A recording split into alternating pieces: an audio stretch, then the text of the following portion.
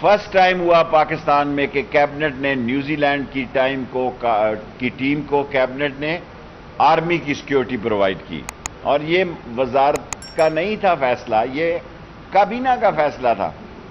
और इतनी न्यूजीलैंड में फोर्सेस नहीं होंगी जितनी पाकिस्तान ने न्यूजीलैंड की टीम के लिए सिक्योरिटी मुहैया की, और ये हमारा फर्ज था। और हमने आखिरी वक्त तक ये कोशिश की। यहां श्रीलंका की टीम आई, यहां और टीमें आई, कोई मसला नहीं था। लेकिन ऑल ऑफ सडन उन्होंने जाने क्या फैसला किया, तो अब कौम को अफसोस जरूर है, दुख जरूर है।